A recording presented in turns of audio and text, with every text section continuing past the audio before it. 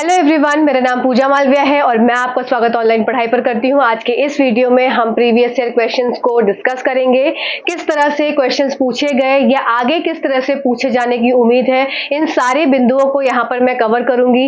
Plus हर एक question को इस तरह से डिस्कस करेंगे कि आपके उससे रिलेटेड क्वेश्चन कुछ आए तो आपका गलत ना हो। तो इस वीडियो को पूरा देखिएगा।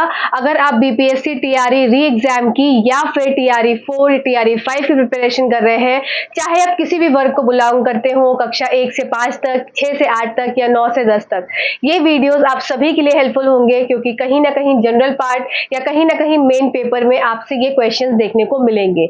इस तरीके के भी और साथ साथ इसी तरीके के और थोड़े बहुत फ्रेम करके डिफरेंट टाइप से भी आपको क्वेश्चंस देखने को मिलेंगे।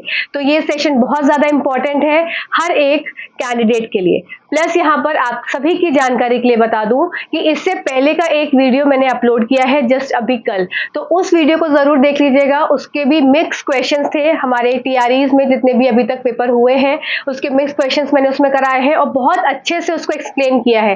तो जाकर जरूर देख लीजिए, एक बार सुन लिया करिए, उसके बाद पीडीएफ से पढ़ा करिए, तो वो चीजें आपके दिमाग में सेट हो जाएंगी। प्लस इसके साथ साथ एक आपका 5.5 घंटे का मैराथन है, महा मैराथन ऑल पीवाईक्यूज का लिंक आपको कमेंट में पिंड मिल जाएगा और आपको एक प्लेलिस्ट को जाकर और स्क्रॉल करना है। इस प्लेलिस्ट का नाम है एनसीईआरटी साइंस वन शॉट। तो इसमें ये आपको वीडियो भी मिल जाएंगे सारे, प्लस आपको वो सारे वीडियोस मिल जाएंगे जिससे आपको प्रिपरेशन करनी है, जिससे आपको थ्योरी को स्ट्रॉन्ग करना है। तो यहाँ पर बहुत सारी मैराथन्स पड़ी हैं, बहुत सारे तांडव पड़े हैं जो मैंने रखा है, तांडव, महाप्रचंड, तांडव। तो ये सारे जो तांडव वाले वीडियोज हैं, बड़े बड़े वीडियोज हैं 3-3 घंटे के, पर पूरी बुक को कंप्लीट करते हैं एक बार में। तो जाइए जरूर देखिए, प्लेलिस्ट को जरूर स्क्रॉल करिए। आपको एक 6 to 10th वाला एक वीडियो है 4.5 घंटे का, उसको देखना जरूरी है, थ्योरी वाला, जिसमें पूरी कंप्लीट आपकी साइंस एक बार रिवाइज हो जाएगी। प्लस मैंने क्लास 10th का फिजिक्स, केमिस्ट्री, बायो तीनों को सेपरेट बनाया है। वो सब वीडियोस बहुत ज्यादा 2x पर देखते जाइए और जो सेशंस आप प्रीवियस ईयर क्वेश्चंस के चल रहे हैं वो उसको जरूर अटेंड करिए। तो चलिए सीधा स्क्रीन पर चलते हैं। ये सब इन्फॉर्मेशन देनी जरूरी थी, इसलिए थोड़ा ये आपको लग रहा होगा इंट्रो बहुत लंबा हो गया, पर इन्फॉर्मेशन कभी कभी इंपॉर्टेंट हो जाती है। ठीक है, टीआरई लीक्ड पेपर, जो आपका मतलब पेपर जो लीक हो गया था उसका एनालिसिस स्टार्ट कर देते हैं और किस तरीके से क्वेश्चंस आए थे, किस तरीके से आगे आएंगे, सब चीजें हम यहाँ जानेंगे। प्लस आप बिल्कुल चिंता मत करिए, कुछ लोग बहुत परेशान हो रहे हैं कि क्लासेस क्या कंटिन्यू नहीं चलेंगी क्योंकि आपका स्टे लग गया आपके एग्जाम में। तो बिल्कुल भी चिंता मत करिए, यहाँ पर क्लासेस आपकी कंटिन्यू चलेंगी जैसे कि पहले होती थी आपकी ऑल्टरनेट डेज की, ऑल्टरनेटली 3 दिन हफ्ते में बीपीएससी की और 3 दिन सीटेट की। तो इस तरह से यहाँ पे क्लासेस चलती रहेंगी। सीटेट की जो कंटेंट आ रहा है वो भी आप यहाँ पर देख सकते हैं, क्योंकि कंटेंट उनका भी एनसीईआरटी बेस्ड रहता है, तो आप सबके लिए हेल्पफुल रहेगा। तो चलो आप स्टार्ट कर देते हैं सबसे पहले क्वेश्चन पे। सबसे पहला क्वेश्चन है, अ बॉडी ऑफ मास, एक न्यूमेरिकल है आपका फिजिक्स का। A body of mass 1 kg is attracted by the earth with a force which is equal to। 1 kilogram द्रव्यमान का एक पिंड पृथ्वी द्वारा किस बल से आकर्षित होता है। तो क्या क्या चीजें दी हुई हैं, आइए जल्दी से इसको पहले नोट कर लेते हैं। तो सबसे पहली बात क्या दी हुई है, मास दिया है, कितना मास दे के रखा है 1 kg का। फिर इसके बाद क्या दे के रखा है, जी है, जी का मान क्या हो जाता है 9.8 मीटर पर सेकेंड स्क्वायर। ठीक है, और वहां पे इसमें आपका फॉर्मूला क्या लग जाएगा, फोर्स का, बल का फॉर्मूला लग जाएगा। फोर्स का फॉर्मूला हो जाता है m इंटू जी, या इसको आप ऐसे भी लिख सकते हैं m इंटू ए। फोर्स का फॉर्मूला हो जाता है m इंटू ए। अब यहाँ पर ग्रेविटी दी है, एक्सीलरेशन ड्यू टू ग्रेविटी। ठीक है, तो ये एक्सीलरेशन ड्यू टू ग्रेविटी जो आपको पता होती है क्या है, 9.8 मीटर पर सेकेंड स्क्वायर। इस हिसाब से यहाँ पर फॉर्मूला को पुट करने से 1 इंटू 9.8 मीटर पर सेकेंड स्क्वायर, ये हो गया आपका केजी मीटर, ये हो गया केजी में, और ये मीटर पर सेकेंड स्क्वायर। इसका मतलब यहाँ पर आ गई आपकी 9.8 केजी मीटर पर सेकेंड स्क्वायर, या फिर आप इसको ऐसे भी लिख सकते हैं 9.8 न्यूटन। ठीक है, तो फोर्स का मान कितना आ गया, 9.8 न्यूटन। अब यहाँ पे कंफ्यूज करने के लिए क्या देके रखा है, मीटर पर सेकेंड देके रखा है, तो आपको इसको नहीं लगाना। तो आपका उत्तर क्या हो जाएगा, फर्स्ट वाला ऑप्शन, जो कि है 9.8 न्यूटन। ठीक है, आसान क्वेश्चन था। चलिए नेक्स्ट क्वेश्चन की तरफ चलते हैं। नेक्स्ट क्वेश्चन है आपका, artificial gene was created by, कृत्रिम जीन का निर्माण किया गया था, ये किसके द्वारा कृत्रिम जीन का निर्माण किया गया था। तो आपका यहाँ पर डायरेक्ट इसका आंसर हो जाएगा हरगोबिंद खुराना। हरगोबिंद खुराना ने आर्टिफिशियल कृत्रिम जीन का क्या था, ये निर्माण किया था। अब आप इसको यहाँ पर नोट करने वाली बात क्या है आपकी, कि इसमें जो जीन थी उसका नाम क्या रखा गया था, जीन का नाम था आपका यीस्ट टीआरएनए। ठीक है, टीआरएनए, इसको मैं फिर से लिख देती हूँ, क्या है इसका नाम, यीस्ट टीआरएनए। टीआरएनए क्या हो जाता है, ट्रांसफर आरएनए। ये जिन्होंने हायर स्टडीज किया होगा उन्होंने देखा होगा टीआरएनए, एमआरएनए, ठीक है, messenger RNA, rRNA, ribosomal RNA, tRNA, transfer RNA. तो ये सब टाइप्स ऑफ आरएनए होते हैं जो कि प्रोटीन सिंथेसिस में हेल्प करते हैं। ठीक, तो यहाँ पर आंसर क्या हो गया, हरगोबिंद खुराना। आइए इनके बारे में क्या है, यहाँ पर मैंने यहाँ पे कोट लिखा है, Hargobind Khorana, the chemist who cracked DNA's code and made the first artificial gene was born into a poverty in an Indian village। तो मतलब ये सिंपल सी बात है कि हरगोबिंद खुराना ने सबसे पहली बार कृत्रिम रूप से जो आर्टिफिशियल जीन का जो बनी थी, बनाया किसने था, हरगोबिंद खुराना ने बनाया था। यीस्ट डीआरएनए इस जीन का, इस पहली आर्टिफिशियल जीन का नाम था। तो ये आर्टिफिशियल जीन जो थी, इसका पहली आर्टिफिशियल जीन, ये फर्स्ट आर्टिफिशियल जीन का नाम था। उसके बाद तो बहुत सारी बनाई गई। ठीक है, चलो आगे देख लेते हैं नेक्स्ट क्वेश्चन। नेक्स्ट क्वेश्चन क्या है, who had given the concept of photovoltaic effect. Photovoltaic प्रभाव की अवधारणा किसने दी थी, तो यहाँ पर आंसर हो जाएगा एडमंड बेक्वेरेल ने इसकी अवधारणा दी थी। आइए समझ लेते हैं फोटोवोल्टाइक इफेक्ट क्या है। उससे पहले जो यहाँ पर लिखा हुआ है उसको पढ़ लेते हैं। तो photovoltaic effect is the generation of voltage and electric current in a material upon exposure to sunlight. इसका मतलब कि फोटोवोल्टाइक इफेक्ट, जैसे कि नाम से क्लियर है, क्या है, फोटॉन्स या फोटो मतलब लाइट होती है। तो इसका मतलब यहाँ पर सूर्य की रोशनी का इस्तेमाल होता है, जिसको एचम्यू से डिनोट करते हैं, और इस एचम्यू से मतलब जो लाइट है इसका इस्तेमाल करके इलेक्ट्रिक करंट या वोल्टेज का जनरेशन होता है। ठीक है, तो एक सिंपल शब्दों में अगर मैं बोलूँ कि फोटोवोल्टाइक इफेक्ट क्या है, ये एक ऐसी प्रक्रिया है, एक ऐसी अवधारणा है जिसमें कि फोटॉन्स का या लाइट का इस्तेमाल कर कर इलेक्ट्रिसिटी, विद्युत ऊर्जा को या वोल्टेज को का निर्माण किया जाता है। ठीक है, तो आइए आप देख लेते हैं कि इसमें होता कैसे है, क्या होता है। तो इसमें क्या है, जैसे कि ये लाइट है, ठीक है, ये लाइट का सिंबल इस तरीके से दिखाया जाता है, लाइट आई, तो लाइट जो है एब्जॉर्ब हो जाती है, ये सरफेस है, यहाँ पर लाइट एब्जॉर्ब हो जाएगी। अब इसकी वजह से, एब्जॉर्ब होने की वजह से क्या होगा, यहाँ से क्या है, इलेक्ट्रॉन्स क्या है, एक्साइट हो जाएंगे। तो यहाँ से तो लाइट आ रही है और यहाँ से क्या है, इलेक्ट्रॉन्स एक्साइट हो रहे हैं। ठीक है, अब ये अपनी जो एनर्जी, ये इलेक्ट्रॉन्स जो अपनी हायर एनर्जी स्टेट में क्या हो रहे हैं, हायर एनर्जी स्टेट में एक्साइट हो जा रहे हैं। तो आपको क्या समझ में आया कि जो लाइट है, लाइट एनर्जी अंदर एब्जॉर्ब हुई, उस एब्जॉर्ब होने से क्या था, जो इलेक्ट्रॉन्स थे जिस सरफेस पे, वो क्या हो गए, हायर एनर्जी स्टेट पर एक्साइट हो गए। इस एक्साइटेशन की वजह से क्या हो गया, क्या निर्माण हुआ, लाइट का, इलेक्ट्रिसिटी का, या फिर सॉरी लाइट का नहीं, इलेक्ट्रिसिटी या इलेक्ट्रिक करंट या वोल्टेज का निर्माण हुआ। ठीक है, ये बात आपको समझ में आ गई होगी। अब दूसरी चीज है कि ये फोटोवोल्टेइक इफेक्ट कहाँ इस्तेमाल होता है, तो इसका यूज होता है कहाँ पर, आपका इसका यूज हो जाता है आपका सोलर पैनल में। ठीक है, सोलर पैनल आपने देखे होंगे लगे हुए।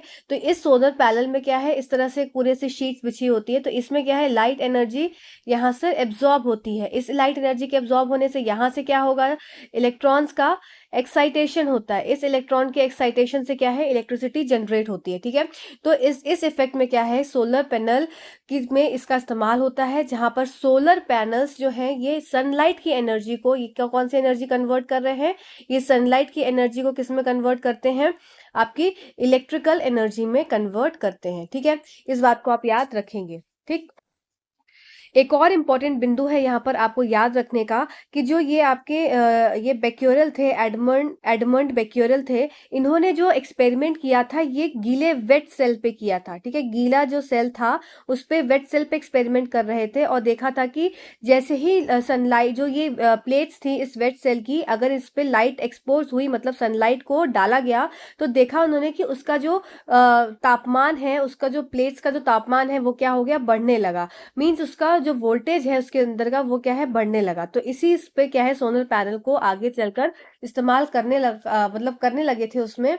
और इसमें एक और बात याद रखिएगा, जो सोलर पैनल में सोलर सेल्स होते हैं, इसमें सेमीकंडक्टर डिवाइसेस यूज होती हैं, और पी टाइप और एन टाइप के इसमें सेमीकंडक्टर्स लगते हैं। ठीक है, ये कुछ पॉइंट्स थे जो इंपॉर्टेंट थे, मुझे लगा आपको जानना चाहिए इससे कुछ रिलेटेड, इसलिए मैंने यहाँ पर ये सब पॉइंट्स बोले। चलिए नेक्स्ट क्वेश्चन पे चलते हैं। नेक्स्ट क्वेश्चन है आपका, who introduce the metric system? Metric प्रणाली की शुरुआत किसने की थी? तो मेट्रिक प्रणाली की शुरुआत आपके फ्रेंच गवर्नमेंट ने ऑफिशियली आपकी मेट्रिक सिस्टम की प्रणाली को एक्सेप्ट किया था, अडॉप्ट किया था 1795 में। ठीक है, तो मेट्रिक सिस्टम को या international decimal system of weight and measures based on the metres for length, मतलब मेन क्या है, आइए इसको समझ लेते हैं। इसको मैंने यहाँ पर स्लाइड अलग से ऐड ऑन भी करी है जिससे कि आपके लिए इजी पड़े। चलो देख लेते हैं क्या लिखा है। Metric system is a decimal based system of measurement. The current international standard for metric system is the International System of Units, in which all units can be expressed in terms of 7 base units. Metre, देखो क्या क्या चीज हो गई आपकी, ये base हो गए metre, kilogram, second, ampere, kelvin, mole, candela. ठीक है, the French introduce not only the national standards but a system of standards it survive today as a metric system. तो फ्रेंच ने ये मेट्रिक सिस्टम को की प्रणाली को निकाला था और जिसको पूरा क्या है और हर जगह एक्सेप्ट किया गया। ठीक, मेट्रिक प्रणाली माप की दशमलव आधारित प्रणाली है। मेट्रिक प्रणाली के लिए वर्तमान अंतर्राष्ट्रीय मानक इकाइयों की अंतर्राष्ट्रीय प्रणाली जिसमें सभी इकाइयों को 7 आधार इकाइयों के संदर्भ में व्यक्त किया जा सकता है, जो कि metre, kilogram, second, ampere, kelvin, mole और कैंडेला है। फ्रांसीसियों ने न केवल राष्ट्रीय मानक बल्कि मानकों की एक प्रणाली भी शुरू की। यह आज भी मेट्रिक प्रणाली के रूप में जीवित है। ठीक है, चलो नेक्स्ट देख लेते हैं। नेक्स्ट क्या है आपका question, which of the following mirrors is used by ENT specialist? ENT क्या हो गए आपके, ईयर, नोज और थ्रोट।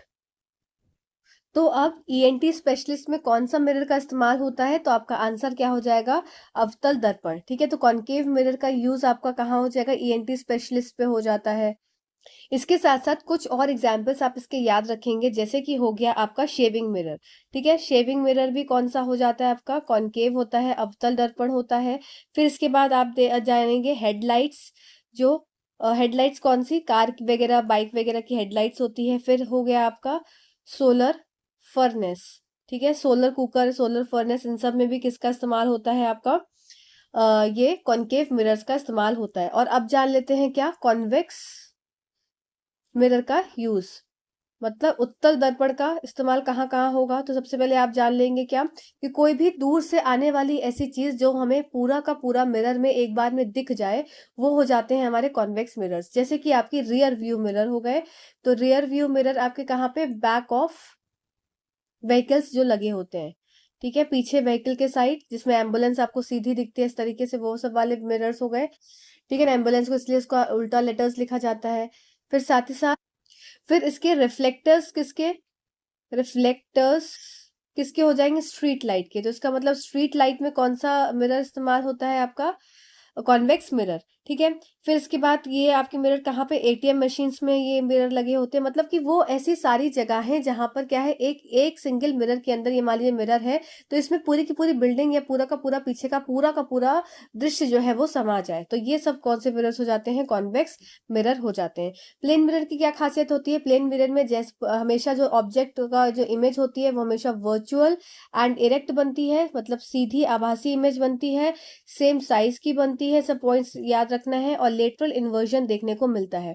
कॉनकेव मिरर की बात कर लें हम, तो यहाँ पर कॉनकेव मिरर में आपकी सभी तरह की इमेजेस आपको देखने को मिलती है, सभी तरह की इमेजेस। अब सभी तरह की इमेजेस में भी क्या हो जाएगा, रियल इन्वर्टेड भी आएगा। ठीक है, रियल इन्वर्टेड। ठीक है, फिर आपकी क्या हो जाएगी, वर्चुअल इरेक्ट, मतलब वर्चुअल इरेक्ट, आभासी और सीधी इमेज। फिर साथ ही साथ आपकी यहाँ पर कैसी हो जाएगी, डिमिनिश भी बनती है, छोटी भी बनती है। फिर आपकी पॉइंट साइज भी बनती है। फिर यहाँ पर आपकी पॉइंट साइज भी इमेज बन गई, फिर एनलार्ज भी बन गई। इसलिए मैंने बोला यहाँ पर हर तरह की इमेज आपको देखने को मिलती है। पर कॉन्वेक्स मिरर की अगर मैं बात करूं, तो कॉन्वेक्स मिरर में आपको सिर्फ कैसी इमेज दिखेगी, हमेशा वर्चुअल इरेक्ट, मतलब आभासी सीधी, और आपकी डिमिनिश्ड। कभी भी एनलार्ज इमेज देखने को नहीं मिलती है, या रियल और इन्वर्टेड देखने को नहीं मिलती है कॉन्वेक्स मिरर में। जो कॉन्केव मिरर होते हैं सेम उसी तरह से कॉन्वेक्स लेंस हो जाते हैं, और जैसे कॉन्वेक्स मिरर होते हैं उसी तरह से कॉन्केव लेंस हो जाते हैं। इनकी प्रॉपर्टीज क्या हो जाती है, उल्टी हो जाती है। ठीक है, चलो नेक्स्ट क्वेश्चन पे चलते हैं। तो अब यहाँ पर ईएनटी स्पेशलिस्ट के बारे में कुछ बात लिखी हुई है, जैसे ये the mirror which is used by ENT specialist is a concave mirror because the concave mirror combines all the rays from the, मतलब वही बात है कि कंबाइन करके एक ही जगह उसको फोकस कर देती है, इसीलिए कॉन्केव मिरर का इस्तेमाल किया जाता है, ठीक है। However if we increase the distance in the object in the mirror, सब बेकार चीज है। मेन बात ये है कि क्यों ये यूज यहाँ पे रियल इन्वर्टेड बनती है, फिर कॉन्केव मिरर में स्मॉल रियल वर्चुअल भी बनती है, वही सब चीजें यहाँ पर लिखी है। Concave mirror is use by ENT specialist, ठीक। चलो सब बेकार चीज है, फालतू की, मैंने बता दिए सारे पॉइंट्स। अब यहाँ पर देखो मैंने लिख भी दिया था, सॉरी मुझे लगा नहीं लिखा है, मैंने अपनी स्लाइड नहीं लगाई है, इसलिए मैंने यहाँ पर आपको बता ही दिया है। तो सम यूजेस क्या है कॉन्केव मिरर के, यहाँ पे वापस से देख लेते हैं जल्दी से। ये शेविंग मिरर हो गया, हेड मिरर्स हो गए, एस्ट्रोनॉमिकल टेलीस्कोप में, solar furnace, vehicle headlights, search lights, torch, flash lights, dental mirror, microscope, ठीक है। ये माइक्रोस्कोप वाला इंपॉर्टेंट है, आजकल आने लगा है, पूछने लगे, पहले नहीं पूछते थे। फिर कॉन्वेक्स मिरर क्या हो जाएंगे, magnifying glass, convex mirror and in ATM, convex mirror inside the building, rear view mirror, ये सब क्या हो जाएंगे आपके कॉन्वेक्स मिरर के एग्जाम्पल हो जाएंगे, ठीक है। चलो नेक्स्ट स्लाइड पे चलते हैं। अरे इसमें तो sorry, I am so sorry, इसमें ऑप्शंस रह गए। तो resistance of wire is given by which of the following, तो इसमें ना रेजिस्टेंस का फॉर्मूला पूछा हुआ है, तो आपका फॉर्मूला क्या हो जाएगा, डायरेक्ट आपको सबको पता है, R is equals to V upon में आई, या V is equals to I R होता है ना। वोल्टेज क्या होता है, ये ओम्स लॉ का है, V और I के प्रोपोर्शनल होता है। R हो जाएगा रेजिस्टेंस, यहाँ पर ये स्लोप बताता है, तो आपका इसी हिसाब से R रेजिस्टेंस क्या हो जाएगा, वोल्टेज अपॉन में करंट, ठीक है। तो इसका डायरेक्ट आंसर आप यहाँ पर मार्क कर लेंगे, resistance of a wire is given by R is equals to V upon I।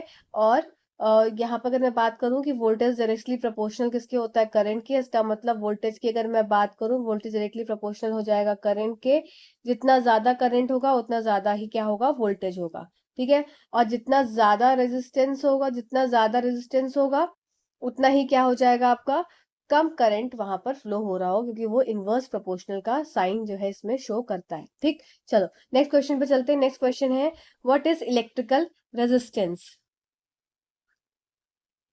वही सेम चीज जो मैंने पिछली आपको बताई थी, वही यहाँ पर मैंने इसको एलैबोरेटली एक्सप्लेन कर दी है। आपने वहां समझ लिया कि V is equals to I R होता है, ठीक है ना, V is equals to I R होता है। तो यहाँ पर ये है V is proportional to I और V is equals to I R, और ये एक रिलेशन बताता है कि इसमें करंट और कितना उसमें वोल्टेज फ्लो हो रहा है। साथ ही साथ V जो हो गया पोटेंशियल डिफरेंस हो गया, I जो हो गया करंट हो गया, R हो गया कांस्टेंट, जो प्रोपोर्शनैलिटी कांस्टेंट होता है इसको रेजिस्टेंस बोलते हैं। अब फैक्टर्स ऐसे कारक जिसपे क्या है आपको इलेक्ट्रिकल रेजिस्टेंस निर्भर करता है, तो R is equals to rho L over A का एक फॉर्मूला होता है, ठीक है ना। R is equals to rho L over A। तो electrical resistance of a conductor is dependent on the factors. अब ये क्या क्या फैक्टर्स हो जाएंगे, cross sectional area of the conductor, ठीक है, ये R जी किस पे डिपेंडेंट है आपका, cross sectional area of the conductor पे, फिर लेंथ ऑफ द कंडक्टर पे, फिर मटेरियल ऑफ द कंडक्टर या temperature of the conducting material. तो ये चार चीजों पे निर्भर होता है। सबसे पहले आपका एरिया ऑफ क्रॉस सेक्शन, फिर दूसरा आपका लेंथ ऑफ द कंडक्टर, फिर मटेरियल किस मटेरियल का वो बना हुआ है, और फिर तीसरा हो गया temperature of the conducting material. तो ये चार पॉइंट्स को आपको यहाँ पर याद रखना पड़ेगा। चलो नेक्स्ट देख लेते हैं। नेक्स्ट क्या है, यही सेम चीज हिंदी में भी लिखी हुई है। चलो next, which of the following is the formula for a motion in a straight line.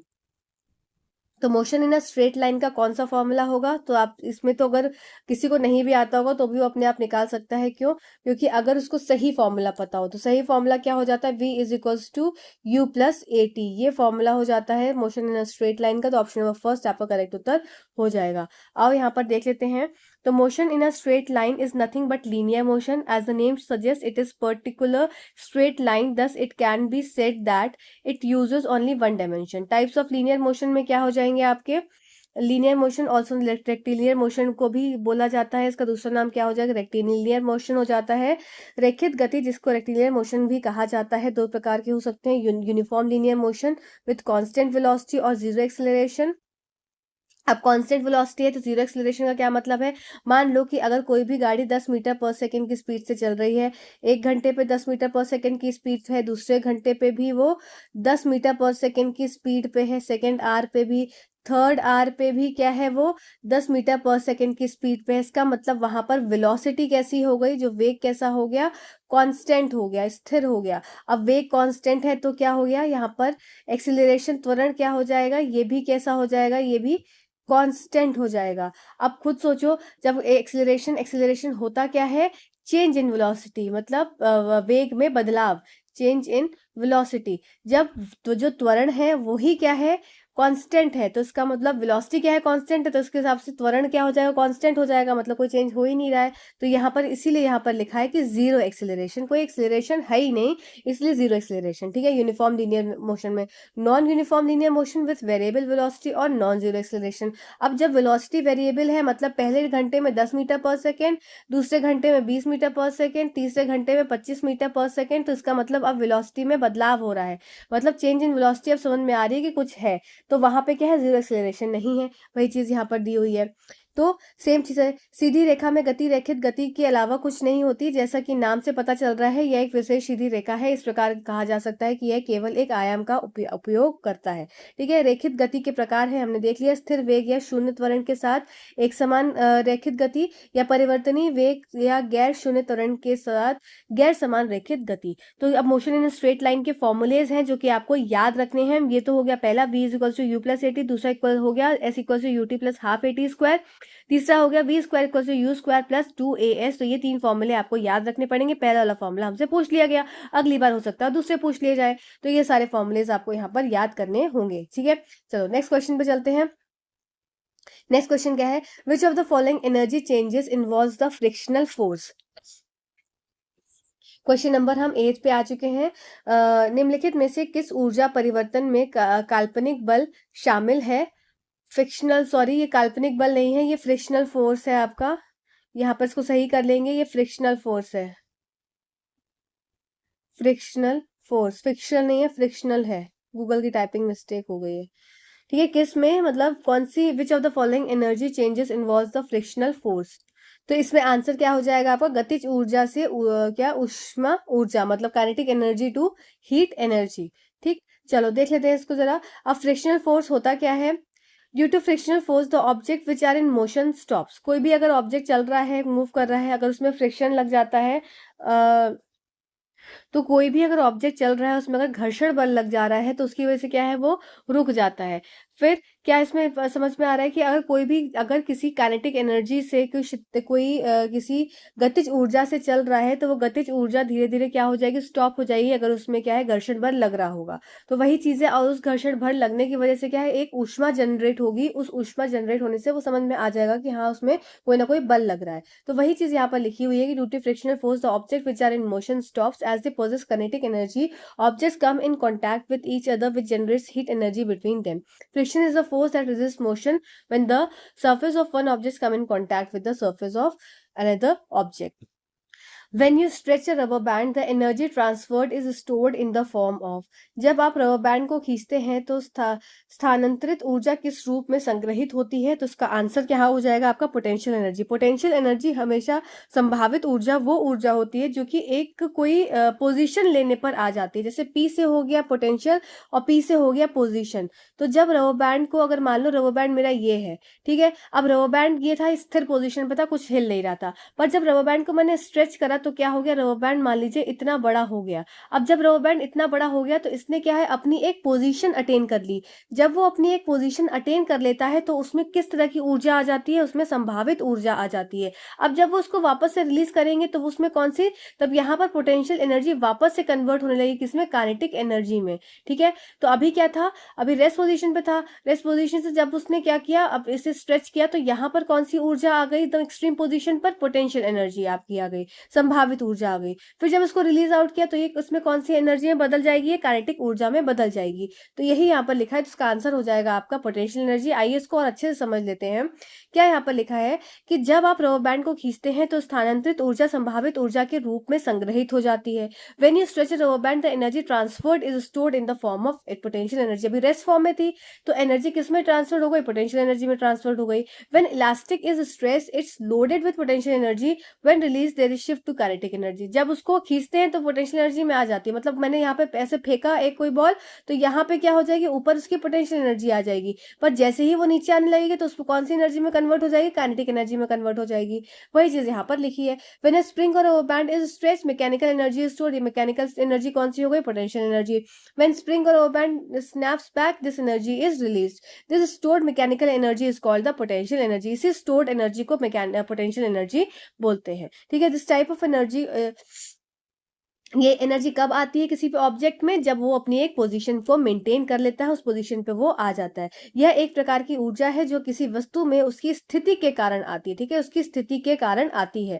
ठीक, फिर जैसे कि a rock on a top of a mountain has plenty of potential energy because it could roll down pretty fast at any movement. मतलब एक rock, अगर एक mountain है मेरे पास ये, और इसके ऊपर एक चट्टान है यहाँ पर, तो इसके ऊपर पोटेंशियल एनर्जी बहुत ज्यादा है, ये बहुत तेजी से नीचे आ सकता है। ठीक है, potential energy is the energy stored within an object due to the object position arrangement of state. तो एक पोजीशन की वजह से कोई भी एनर्जी का स्टोर होना, उसको पोटेंशियल एनर्जी बोलते हैं। ठीक है, संभावित ऊर्जा किसी वस्तु की स्थिति, व्यवस्था या स्थिति के कारण किसी वस्तु के भीतर संग्रहित ऊर्जा है। कि पहाड़ की चोटी पर स्थित चट्टान में प्रचुर मात्रा में संभावित ऊर्जा होती है, क्योंकि यह किसी भी समय बहुत तेजी से नीचे लुढ़क सकती है। ठीक है, आसान था, मेरे ख्याल समझ में आ गया होगा। अब काइनेटिक एनर्जी भी समझ लेते हैं। Kinetic energy of an object is a form of energy that it possesses due to its motion. कभी भी कोई ऑब्जेक्ट अगर स्टॉप कोई कंडीशन पे, ऊंचाई पे है, तो उसमें पोटेंशियल एनर्जी लगेगी। अब वो ऊंचाई से नीचे गिर रहा है तो क्या है, वो उसमें काइनेटिक एनर्जी आ गई। क्यों, क्योंकि अभी स्थिर पोजीशन से उसने अपनी स्टेट को चेंज करते हुए एक काइनेटिक ऊर्जा में वो आ गया, अब उसमें मोशन में आ गया, इसलिए उसमें काइनेटिक ऊर्जा हो जाएगी। It plays a crucial role in our understanding of various everyday activities such as walking, jumping, throwing. ये फालतू की लाइन है। चलो नेक्स्ट क्वेश्चन देख लेते हैं। How much work is done in moving A charge of 5 coulomb across 2 points having a potential difference of 16 volt. वापस से आपका क्वेश्चन आ गया, किसका, एक एनसीईआरटी बेस्ड क्वेश्चन आ गया। और आपने जब एग्जाम को देखा होगा, इस पेपर को जिन्होंने पेपर दिया है, तो सबने देखा होगा कि हमने कितने सारे क्वेश्चन, मतलब कितने सारे फॉर्मूलेज याद किए थे जस्ट एक दिन पहले आपके एग्जाम के, और उस फॉर्मूले से आपके 4 क्वेश्चंस फंसे थे। तो वो फॉर्मूला वाला वीडियो मैं इस लिंक के, सॉरी, इस डिस्क्रिप्शन बॉक्स में वीडियो के डाल दूंगी, वो फॉर्मूले देख लेना। एनसीईआरटी के 9th और 10th के ही सारे फॉर्मूले हैं, जरूर एक बार देख लेना। 5 कूलम के आवेश को 16 वोल्ट विभवांतर वाले 2 बिंदुओं पर ले जाने में कितने कार्य करना पड़ता है। तो इसमें फॉर्मूला आपको डायरेक्ट लग जाएगा, फॉर्मूला बेस्ड क्वेश्चन है ये। क्या फॉर्मूला रहेगा, W वर्क डन जिसको W से डिनोट करते हैं, बराबर हो जाएगा आपका Q जिसको आप चार्ज बोलते हैं, इनटू पोटेंशियल डिफरेंस जिसको आप V से डिनोट करते हैं। तो W क्या है, W निकालना है। चार्ज क्या देके रखा है, 5 कूलम चार्ज है। पोटेंशियल डिफरेंस कितना देके रखा है, 16 वोल्ट देके रखा है। ठीक है, तो वर्क डन क्या हो जाएगा आपका 16 इंटू 5 क्या हो जाता है 80, और ये हो जाएगा आपका जूल। ठीक है, तो ये 80 जूल आपका आंसर आ जाएगा। थर्ड वाला ऑप्शन आपका करेक्ट उत्तर हो जाएगा। ठीक है, चलो नेक्स्ट क्वेश्चन देख लेते हैं। नेक्स्ट क्वेश्चन क्या है आपका, if the distance between the 2 masses is doubled then what happens to the gravitational force between them। यदि 2 द्रव्यमानों के बीच की दूरी दुगनी कर दी जाए तो उसके बीच गुरुत्वाकर्षण बल पर क्या असर होगा। चलो आज इसको समझ लेते हैं, बहुत अच्छा सा क्वेश्चन है ये, आपका एनसीईआरटी क्लास 10th का क्वेश्चन है। देखो मेरे पास 2 मासेस हैं, ये हो गया मास m1 और ये हो गया मास m2। ठीक है, 2 मासेस हैं मेरे पास, थोड़ा बड़ा बड़ा बना लेते हैं तो ज्यादा अच्छे से दिखेगा। m1 हो गया और ये हो गया मास m2। ठीक है, इन दोनों के बीच की दूरी कितनी देके रखी है, मान लो इन दोनों के बीच की दूरी है r। ठीक, और ग्रेविटेशनल को क्या जी से डिनोट कर दिया। अब इसका ये दो देखो, distance between the 2 masses is double. अब ये 2 मास m1 और m2 है, इसके बीच में क्या है, डिस्टेंस r है, मैंने माना इनिशियली, और इसके बीच में कुछ ना कुछ तो फोर्स लग रहा होगा। ठीक है ना, कुछ ना कुछ ग्रेविटेशन फोर्स लग रहा होगा। तो अब इसका फॉर्मूला क्या हो जाता है आपका, F is equals to G m1 into m2 upon में r स्क्वायर। ठीक है, ये तो हो गया हमारा इनिशियली। ये हमारा इनिशियली हो गया, इसको हम इसको ब्लॉक में बंद कर देंगे। अब स्टेटमेंट में क्या दिया है, अगर उनके बीच के जो टू मासेस हैं उनके बीच का डिस्टेंस को दुगना किया गया, मतलब अब यहाँ पर क्या कर दिया गया, मासेस तो वही सेम रहे, m1 रहा और यहाँ पर m2 रहा, मासेस वही सेम रहे, पर यहाँ पर इनका डिस्टेंस क्या कर दिया गया, अब 2r कर दिया गया। तो इसके हिसाब से अब f डैश क्या हो जाएगा, f डैश हो जाएगा हमारा g m1 into m2 upon 2r square. ठीक है, 2r मतलब डिस्टेंस 2r हो गया और 2r का स्क्वायर हो गया। तो इसके हिसाब से यहाँ पर क्या हो जाएगा, f डैश की value g m1 into m2 upon में 4r स्क्वायर। ठीक है, ये आ गया, ये f था और ये f डैश हो गया हमारा। तो ये f डैश हमने इसको देख लिया, ये किसकी वैल्यू आ गई, f डैश की हमारी वैल्यू आ गई। ठीक है, अब इसको और इसको कंपेयर करेंगे f और f डैश को, तो इसमें क्या बोला है, तो ग्रेविटेशनल फोर्स पे क्या फर्क पड़ जाएगा। अब मैं इसको अगर बोलूं f अपॉन f डैश की वैल्यू अगर मैं निकालूं तो कैसे आ जाएगा, g m1 m2 अपॉन में r स्क्वायर और अपॉन में यहाँ पर हो जाएगा g m1 m2 अपॉन में 4r स्क्वायर। ठीक है, इसको कैंसिल आउट करते हैं, g m1 m2 से g m1 m2 कट जाएगा। ठीक है, और यहाँ पे r स्क्वायर से r स्क्वायर कट जाएगा। इसका मतलब यहाँ पर मेरी वैल्यू क्या आ जाएगी, f अपॉन f डैश, ये हो जाएगा बराबर किसके, 1 अपॉन 4 के। तो मतलब जो आपका what happened to the gravitational force between them, तो जो ग्रेविटेशनल फोर्स क्या हो जाएगा, ये 1/4 रह जाएगा। ठीक है, तो ये क्या हो गया, इट रिड्यूस टू क्वार्टर, मतलब ऑप्शन नंबर 3 करेक्ट उत्तर हो जाएगा। ठीक, क्वार्टरनरी नहीं, इट रिड्यूस टू क्वार्टर। तो आपकी यहाँ पर ऐसे आप लिख सकते हैं कि f डैश की वैल्यू क्या हो गई, f/4 ऐसे लिख सकते हैं। ठीक है, तो आपका क्या हो जाएगा, 1/4 रह जाएगा। ठीक है, चलो नेक्स्ट क्वेश्चन पे चलते हैं। नेक्स्ट क्वेश्चन है क्या आपका, ये सिंपल क्या है, ये मैंने फॉर्मूला यहाँ पर लिख दिया है कि क्या था, when the distance between the objects is double then the force between is 1/4 हो जाता है, when the distance between the object is tripled the force between them is 1/9। इसी तरह से आपका होमवर्क का क्वेश्चन क्या है कि अभी तो हमने क्या देखा कि डिस्टेंस को क्या कर दिया गया, या यहाँ पे मैंने जब r लिया था तो r से समझ, r था पहले इनिशियली, फिर r से क्या हो गया, r से 2r हो गया, तो कैसा होता 1/4 रह गया। ठीक है, अब यहाँ पर क्या है, अगर r को 3r करेंगे, तो अब मैं देखती हूँ कि कौन मेरे इस क्वेश्चन को रिप्लाई करता है, कौन इस क्वेश्चन का आंसर देता है। अगर मान लीजिए डिस्टेंस ये वापस से m1 और m2 क्या है, दो ऑब्जेक्ट्स हैं। ठीक है, इनके बीच की दूरी थी r, अब क्या कर दी, वही ऑब्जेक्ट्स है m1 और ऑब्जेक्ट है आपका m2, अब इसके बीच की दूरी कर दी 3r, अभी तक 2r की थी, अब मान लीजिए इसकी दूरी 3r कर देंगे, तो फोर्स पर क्या असर पड़ेगा, जैसे जो फोर्स बिटवीन देम वो क्या हो जाएगा, डबल होगा, ट्रिपल होगा, 9 टाइम्स होगा, कितने टाइम्स होगा, इसका आंसर मुझे चाहिए। ठीक है, जैसे सेम क्वेश्चन आपका पिछला वाला ही है, पर इसमें मैंने क्या किया है कि इसमें मासेस और जो डिस्टेंस है, डिस्टेंस बिटवीन, इस तरह से क्वेश्चन समझ लो, if the distance between the two masses is, यहाँ पर मैंने क्या कर दिया, ट्रिपल कर दिया, तिगुना कर दिया। ठीक है, then what happens to the gravitational force between them, ये आपका क्वेश्चन है, यहाँ पर आपको मुझे आंसर देना है। ठीक है, चलो नेक्स्ट क्वेश्चन पे चलते हैं। नेक्स्ट क्वेश्चन है, what is the energy required to move a body of mass m from an orbit with a radius of 2r to a radius of 3r। चलो और इसको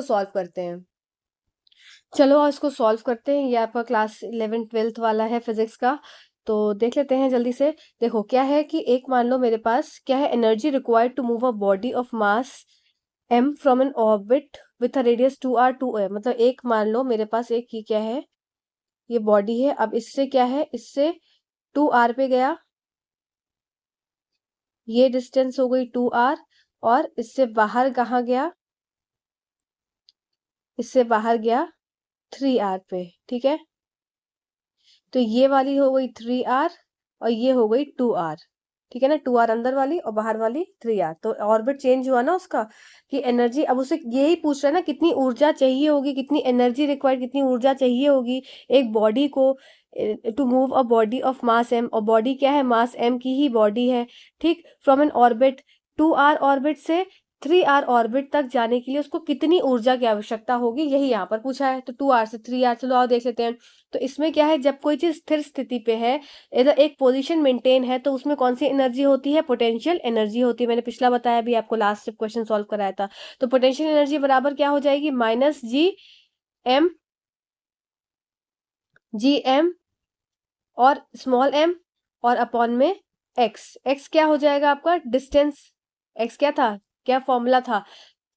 फॉर्मूला आपका कुछ उसी तरह से है, G m one m two upon r square. तो ये पोटेंशियल एनर्जी का फॉर्मूला यहाँ पर क्या हो जाएगा? माइनस जी, थोड़ा सा चेंज है, minus G M capital M small m upon में एक्स। एक्स क्या है आपका?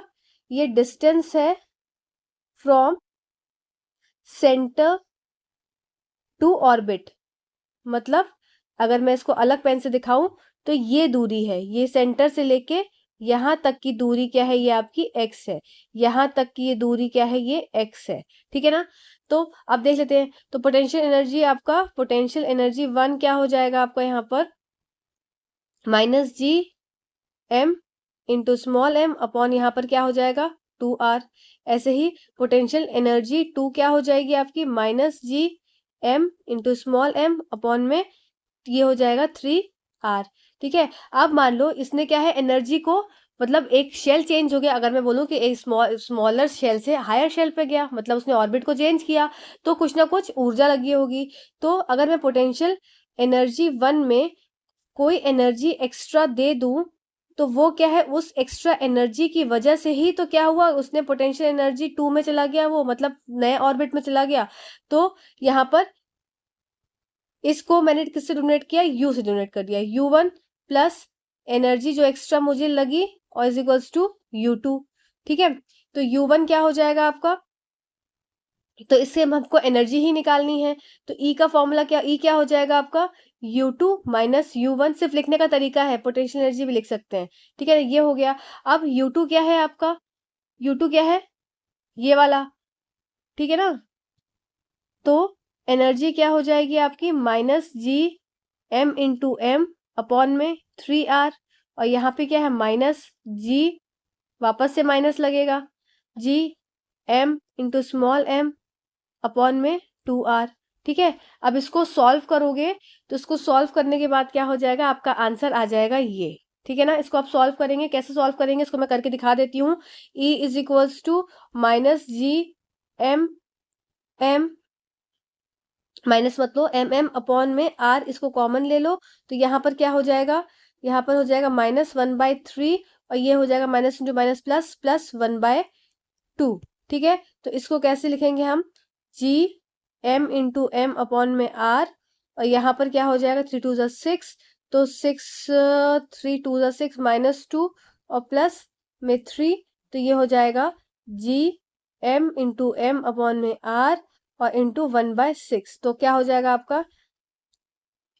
जी एम इंटू एम अपॉन में सिक्स आर। तो ये नई एनर्जी कितनी की रिक्वायरमेंट है आपको?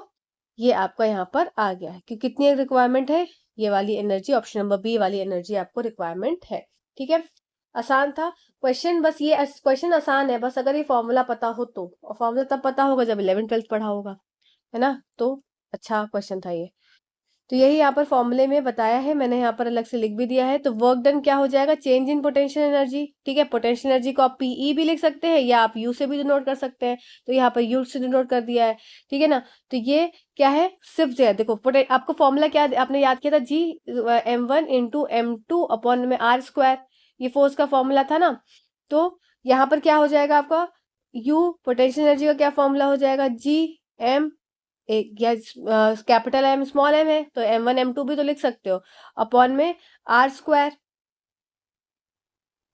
आर स्क्वायर की जगह यहाँ पर सिंपल आर है, तो सिंपल आर वन और आर टू है, तो यहाँ पर आर हो गया, तो एक टू आर हो गया और एक हो जाएगा थ्री आर। ठीक है। तो वही वही सेम उसी तरह से फॉर्मूला है, उस तरह से आप पुट करके यहाँ पे एक सॉल्यूशन भी दिया हुआ है जो कि गूगल का सॉल्यूशन है, और आप जो जैसे मैंने सब एक्सप्लेन किया वो भी आप देख सकते हैं। ठीक है। चलो आओ देख लेते हैं next question. Which of the following Which of the following is the relation between the kinetic energy E of a gas and its pressure? तो इसका रिलेशन क्या हो जाता है आपका? Option number first, P is equals to two by three e. ठीक है। तो ये आपका आंसर हो गया डायरेक्ट। नेक्स्ट क्वेश्चन में चलते हैं। नेक्स्ट क्वेश्चन क्या है? विच of the following is acidic in nature? अब क्या क्या आपका एसिडिक होता है नेचर? तो आपने एसिड बेस वाला चैप्टर पढ़ा ही है। तो क्या हो जाएगा आपका एसिडिक नेचर में? तो निम्नलिखित में से कौन सा अम्लीय प्रकृति का है? तो आपका आंसर क्या हो जाए? Direct lemon juice. फिर ह्यूमन ब्लड का पीएच कितना होता है? लगभग 7.4 समथिंग। फिर लाइम वाटर का क्या होता है? यह अल्कलाइन होता है, तो 12 पॉइंट समथिंग इसका 12.2 के आसपास होता है लाइम वाटर का। ठीक है, तो ये सब क्या हो जाएंगे आपके? ये सब अल्कलाइन नेचर के हो जाएंगे, और एसिडिक क्या हो गया आपका? लेमन जूस हो गया। ठीक है, नेक्स्ट क्वेश्चन चलते हैं। Acid react with a base to form salt and water, this reaction is known as, इसको क्या बोलते हैं? इसको उदासीकरणी प्रतिक्रिया बोलते हैं, न्यूट्रलाइजेशन रिएक्शन बोलते हैं। तो कुछ क्वेश्चंस देखो 11 12 के उन्होंने डाल दिए थे, जो कि अभी फिर वो डालेंगे, और कुछ क्वेश्चंस तो आपके 10th तक के लेवल के थे, तो पेपर मिक्स मैच ही देने वाले हैं। तो कुछ क्वेश्चन जैसे क्वेश्चंस आए हैं ना, जिस चीज जो जो चीजों का, उन टाइप के क्वेश्चन थोड़े एक आध दो और कर लेना। ठीक है, कॉम्बिनेशन रिएक्शंस में क्या होता है कि दो, जैसे ए प्लस बी कंबाइन होकर क्या बना रहता है आपका?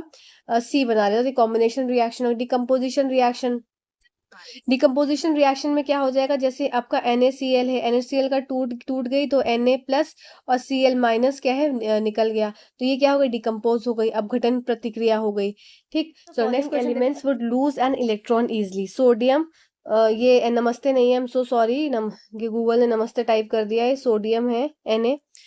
Sodium, potassium, calcium, more than one of the above, none of the above. देखो इसमें क्या है ना, इसमें आपका आंसर क्या हो जाएगा? पोटेशियम हो जाएगा। क्वेश्चन क्यों? में क्योंकि आपको सबसे पहली बात तो क्या है कि एटॉमिक नंबर पता होना जरूरी है। ठीक है, तो एटॉमिक नंबर जैसे ही पता होगा आपको, तो आपने इलेक्ट्रॉनिक कॉन्फ़िगरेशन को लिख लिया। जैसे कि पोटेशियम का हो गया आपका 19, सोडियम का हो गया 11, कैल्शियम का हो गया 20। ठीक है, अब इसका इलेक्ट्रॉनिक कॉन्फ़िगरेशन लिखा तो आपका कुछ इस तरीके से है, 28881, 281, 2882।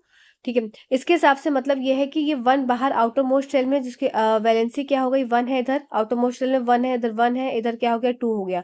तो इसका मतलब ये क्या है? एक इजिली निकाल सकता है, एक इजिली निकाल सकता है, दो इजिली निकाल सकता है। अब इसमें पूछा है कि कौन सा एलिमेंट जो है वो इलेक्ट्रॉन इजिली निकाल सकता है, मतलब सबसे अच्छे तरीके से इलेक्ट्रॉन कौन आसानी से निकाल सकता है? तो उसमें आपका आंसर हो जाएगा पोटेशियम। क्यों पोटेशियम होगा? क्योंकि पोटेशियम आपका ग्रुप 1 को बिलोंग करता है, और ये जो पीरियोडिक टेबल है, ग्रुप पीरियड्स, किस तरह से एटॉमिक नंबर बढ़ रहा है, इलेक्ट्रॉन एफिनिटी क्या होती है, इलेक्ट्रोनेगेटिविटी क्या होती है, सब चीजें मैं आपको बताऊंगी। एक अलग से सेपरेट वीडियो आने वाला है।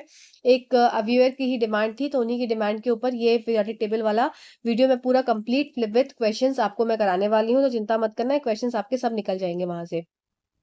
इस समय आप ये समझ लो कि पोटेशियम का सबसे इजीली इलेक्ट्रॉन्स को है जो, वो इजीली रिमूव आउट कर सकता है। क्यों? क्योंकि वो ग्रुप 1 में बिलोंग करता है। और अगर बाकी की मैं बात करूं, सोडियम और आपका कंपैरेटिवली आपका सोडियम, सोडियम भी कहाँ पे बिलोंग करता है? आपका ग्रुप 1 में बिलोंग करता है। ठीक है, तो अब कंफ्यूजन क्रिएट हो गया होगा कि ग्रुप 1 में पोटेशियम भी है, ग्रुप 1 में सोडियम भी है, पर पोटेशियम क्यों इजिली इलेक्ट्रॉन्स को निकाल पा रहा है? तो रीजन देखो यहाँ पर ये हो जाएगा, जैसे जैसे नंबर ऑफ शेल्स क्या है बढ़ते चले जाते हैं, तो जो बाहर वाला इलेक्ट्रॉन होता है उसका क्या है, उसकी एफिनिटी अंदर वाले से क्या हो जाती है? लूज हो जाती है, मतलब कम हो जाती है, मतलब ये अट्रैक्शन जो है न्यूक्लियस की तरफ, ये कम हो जाता है। जैसे आपका सोडियम की अगर मैं बात करूं, तो सोडियम में कितने से, ये आपका न्यूक्लियस हो गया, ये 2 वाला शेल हो गया, फिर ये 8 हो गया, और ये 1 हो गया, तो न्यूक्लियस से ये थोड़ा पास है। पर आपका इसमें पोटेशियम में क्या होगा? 4 शेल्स हो गए, 1 2 3 4। तो मतलब अगर ये यहाँ पर है, बाहर वाले इलेक्ट्रॉन्स बाहर, जो अब 1 है जो आपका लास्ट शेल है वो बाहर है अगर, तो ये इसकी क्या है? एफिनिटी थोड़ी ज्यादा है, दूर है, इसका अट्रैक्शन थोड़ा कम है, इसलिए क्या है? वो इजिली निकाल पाएगा। बिलोंग तो वो दोनों ग्रुप सेम को ही कर रहे हैं, मतलब कि ग्रुप 1 को ही बिलोंग कर रहे हैं, पर कौन इजिली निकाल पाएगा इलेक्ट्रॉन्स को? तो उसका आपका आंसर हो जाएगा पोटेशियम। आई होप यहाँ पर आपको ये पॉइंट क्लियर हुआ हो गया सोडियम और पोटेशियम के बीच में। वापस से समझेंगे मैंने क्या बोला, कि सोडियम और पोटेशियम, नमस्ते को नहीं कर दो नमस्ते, और यहाँ ले दो सोडियम। सोडियम और पोटेशियम में यहाँ पे 2881 इलेक्ट्रॉनिक कॉन्फ़िगरेशन है, इसका इलेक्ट्रॉनिक कॉन्फ़िगरेशन है 2 8 और 1।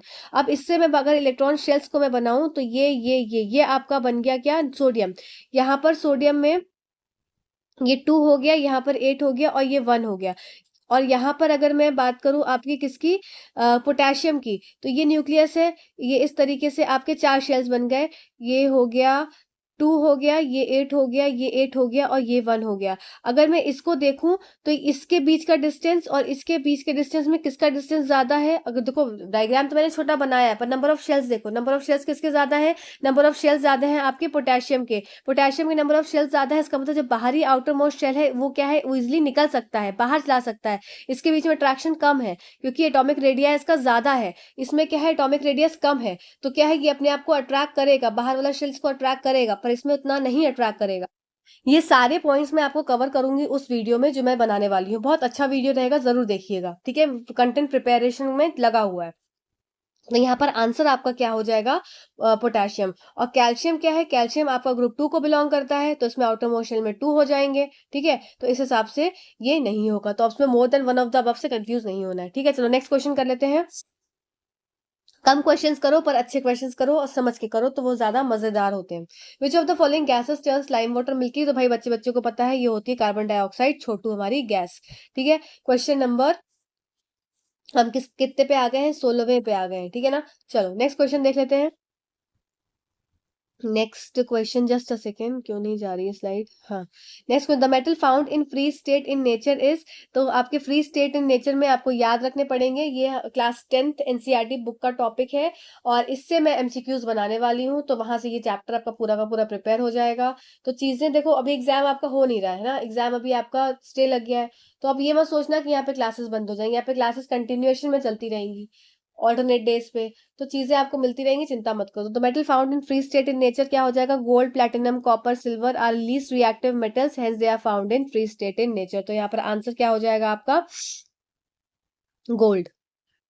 तो यहाँ आंसर क्या हो गया आपका, एयू गोल्ड, ठीक है। चलो नेक्स्ट क्वेश्चन देख लेते हैं। 18वां, को the reaction in which heat energy is release, तो ऐसी रिएक्शन जिसमें हीट एनर्जी निकलती है, इसको बोलते हैं हम भैया ऊष्माक्षेपी एनर्जी, मतलब एक्सोथर्मिक रिएक्शंस। बहुत आसान क्वेश्चन था।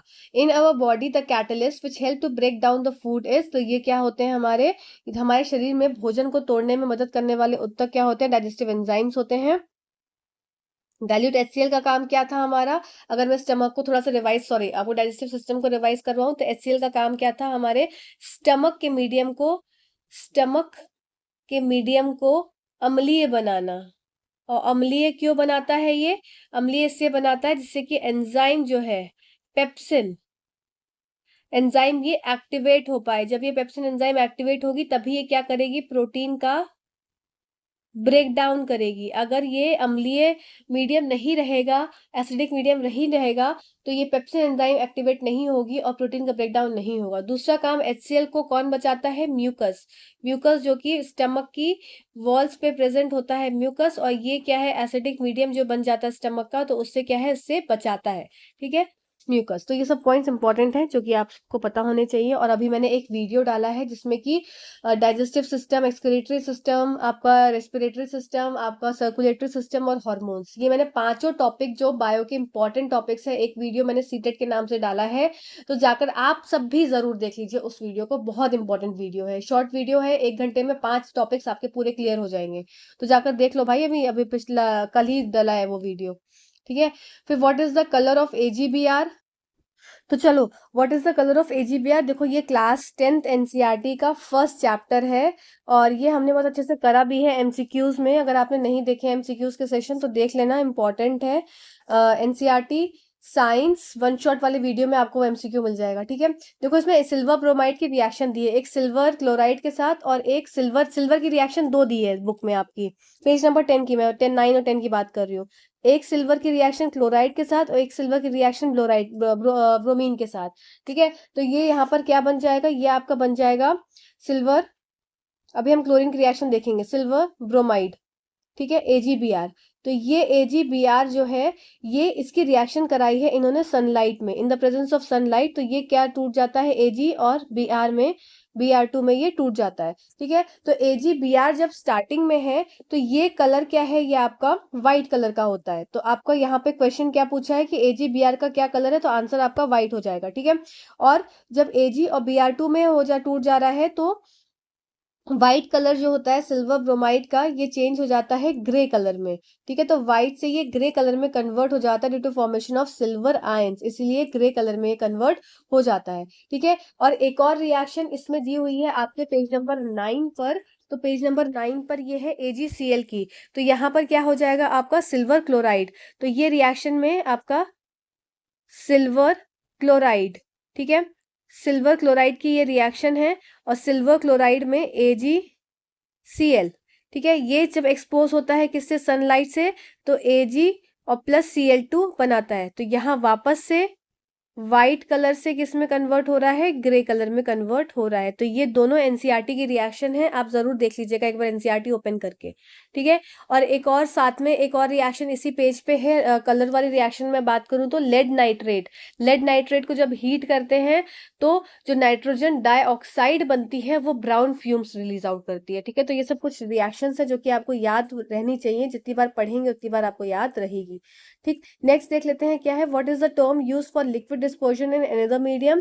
किसी अन्य माध्यम में द्रव्य के परिक्षेपण के लिए किस शब्द का उपयोग करते हैं, तो उसका आंसर हो जाता है सीधे सीधे इमल्शन। तो इमल्शन क्या है, it is the dispersion of one liquid into another liquid. मतलब इस इमेज से भी आप देख सकते हैं कि यहाँ पर एक लिक्विड है, इसमें दूसरे लिक्विड को अगर डाला गया तो ये क्या हो गया, ये इमल्शन तैयार हो गया। जैसे इसका एग्जांपल बहुत अच्छा होता है मिल्क होगा। मिल्क क्या है, मिल्क में पानी कितना भी ऐड करो तो वो क्या है, एक इमल्शन का ही एग्जाम्पल रहता है, ठीक है। चलो देख लेते हैं। और फिर एक और चीज समझ लो कि एरोसोल्स क्या होते हैं। जैसे कि आपने स्प्रे देखे होंगे, जो घर में मिस्ट है, स्प्रे है, वो सब एरोसोल के एग्जाम्पल है। एरोसोल में be defined as suspension of particles और droplets in air and includes airborne dust, mist, fumes और smoke. Suspended particle sizes में range from, वही सब है एरोसोल्स। एरोसोल का नेचुरल एरोसोल और एग्जांपल्स ऑफ आर्टिफिशियल एरोसोल्स जरा देख लो। फॉग, फॉरेस्ट एक्सुएट्स, गीजर, स्टीम, ये सब क्या हो गए आपके, नेचुरल हो गए। फिर आपके एग्जाम्पल आर्टिफिशियल क्या हो जाएगा, hedge, dust, particulate air, pollutant, smoke, ये सब क्या हो गए, आर्टिफिशियल एरोसोल्स हो गए, ठीक है। तो यहाँ तक हमने क्वेश्चंस को सॉल्व किया है। अभी कुछ 10-12 क्वेश्चंस इसके और रह गए हैं जो आपका लीक्ड पेपर हुआ था, ठीक है। 15 मार्च वाले पेपर की बात चल रही है, यहाँ पे 15 मार्च वाला पेपर हम ये सॉल्व कर रहे हैं, ठीक है। तो इस तरह से देखो किस तरह से क्वेश्चंस आते हैं, और जल्दी से आपका एग्जाम डेट आ जाए और अगला पेपर भी हम जल्दी जल्दी सॉल्व करें। तो चलो तब तक के धन्यवाद, पढ़ते रहो, और मैं भी यहाँ पर आपकी क्लासेस को कंटिन्यू रखूंगी, बिल्कुल चिंता मत करना। Thanks for watching this video, thank you.